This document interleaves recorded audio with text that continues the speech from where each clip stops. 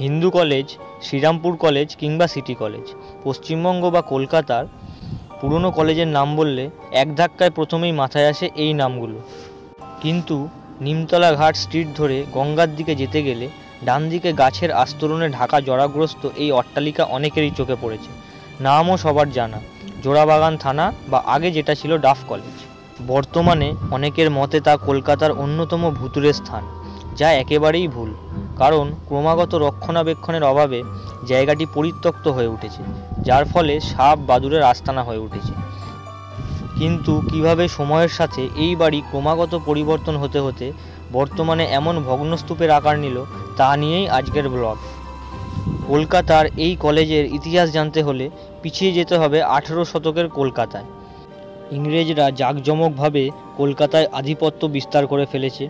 শিক্ষা সংস্কৃতির ব্যাপারে বাংলা মিডিয়াম স্কুলের সাথে সাথে ইংরাজি মিশনারি স্কুলও তাদের জায়গা করে নিচ্ছে।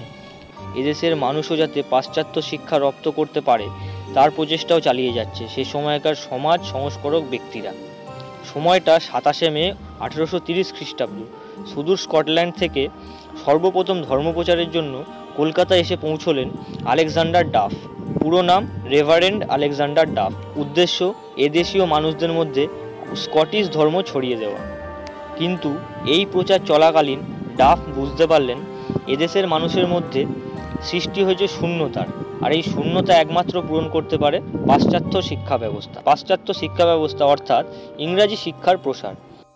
এইভাবে এদেশীয়দের মধ্যে ইংরাজি শিক্ষা সম্প্রসারণের জন্য ডাফ 1830 খ্রিস্টাব্দে তখনকার জোড়াসাঁকো অঞ্চলের ফিরিঙ্গি কমল বসুর বাড়িতে 2টি ঘর ভাড়া নিয়ে শুরু করলেন শিক্ষা প্রতিষ্ঠান, যা প্রচার পেল দ্য জেনারেল অ্যাসেম্বলিজ ইনস্টিটিউশন নামে। এ ব্যাপারে সাহায্য করলেন প্রসিদ্ধ সমাজ সংস্কারক রাজা রামমোহন রায়। যদিও কিছুদিন পরেই এই স্কুল চলে যায় গোরাচাঁদ বসাকের বাড়িতে। পরবর্তীকালে 1863 খ্রিস্টাব্দে ডাফ সাহেব ভারত ছেড়ে বেরিয়ে পড়েন আফ্রিকা ও সুদূর পশ্চিমা দেশগুলির উদ্দেশ্যে। এরপর আর তিনি ভারতে আসেননি। 1878 খ্রিস্টাব্দের 12ই ফেব্রুয়ারি তিনি তার জন্মভূমি স্কটল্যান্ডেই শেষ নিঃশ্বাস ত্যাগ করেন। ডাফ সাহেব ভারত ছেড়ে চলে গেলেও তার 2 প্রতিষ্ঠান দ্য ফ্রি চার্চ ইনস্টিটিউশন ও দ্য অ্যাসেম্বলিজ ইনস্টিটিউশন সফলভাবে চলতে থাকে। পরবর্তীকালে স্কটল্যান্ড চার্চের অভ্যন্তরীণ বিরোধ মিটে গেলে 1908 খ্রিস্টাব্দে এই 2 প্রতিষ্ঠান এক হয়ে যায়। ডাফ কলেজ বা ফ্রি চার্চ ইনস্টিটিউশন তার নিমতলার বাড়ি ছেড়ে উঠে আসে কর্নওয়ালিস স্কোয়ারের পুরনো বাড়িতে। 1930 খ্রিস্টাব্দে এই ফ্রি চার্চ ইনস্টিটিউশন ও দ্য অ্যাসেম্বলিজ ইনস্টিটিউশন একত্রিত হয়ে আত্মপ্রকাশ করে স্কটিশ চার্চ কলেজ হিসাবে।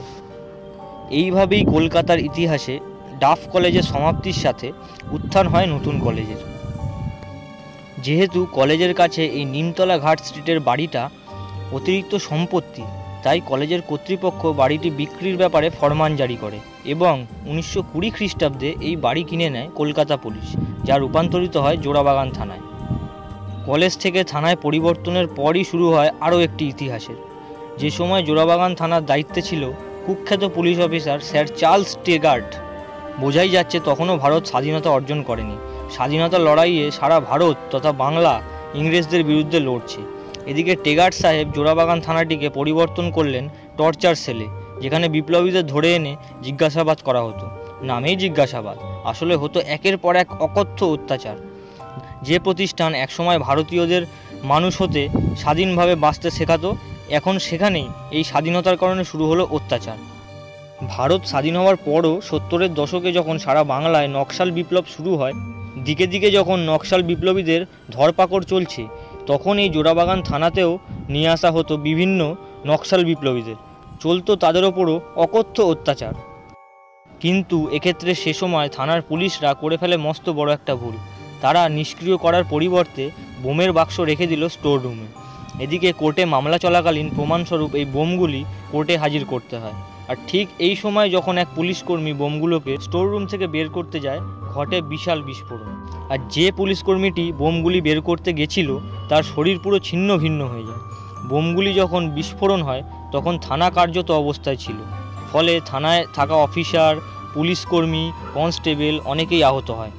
কলকাতার ইতিহাসে এই বিস্ফোরণ ছিল খুবই দুর্ভাগ্যজনক। কিন্তু এই দুর্ঘটনার পরেও জোড়াবাগান থানা চলতে থাকে সেই ডাফ কলেজের বাড়িতেই। এরপর 1988 খ্রিস্টাব্দে যখন এই বাড়িটি বিপজ্জনক হিসাবে চিহ্নিত হয়, তখন জোড়াবাগান থানা উঠে আসে তার নতুন বাড়ি 102 শোভাবাজার স্ট্রিটে, যেখান থেকে আজও থানা পরিচালিত হয়ে আসছে। বর্তমানে ডাফ কলেজের এই বাড়িটি জোড়াবাগান থানার অধীনে হলেও তার ব্যবহার হয় না। সাধারণত দীর্ঘদিন ধরে থানা থেকে বাজেয়াপ্ত গাড়িগুলিকে রাখা হয়ে আসছে, কিন্তু বছরের পর বছর জায়গাটি ব্যবহার না হওয়ায় জায়গাটি আগাছায় পরিণত হয়েছে। বাড়িটির অবস্থাও প্রচণ্ড শোচনীয়, কারণ অনেক জায়গাতেই পলিস্টার খসে পড়েছে। সম্প্রতি 2020-এর আমফান ঝড়ের দরুন বাড়ির সামনের অনেকটা অংশও ভেঙে পড়েছে। তাই শীঘ্রই বাড়িটি পুনরুদ্ধার না করা গেলে আগামী দিনে আরও ক্ষতির সম্মুখীন হতে হবে। এ ব্যাপারে একটা ভালো খবরও পাওয়া গেছে। বিভিন্ন সংবাদ মাধ্যম থেকে জানা গেছে কলকাতা পুলিশের তরফ থেকে বাড়িটি পুনরুদ্ধার করা হবে। বাড়িটির পুরনো রূপ ফিরে পাওয়ার পর বাড়িটি মিউজিয়াম হিসেবে ব্যবহৃত হবে, যা কলকাতার মানুষের কাছে অন্যতম আকর্ষণীয় ট্যুরিস্ট স্পট হিসাবে চিহ্নিত হবে।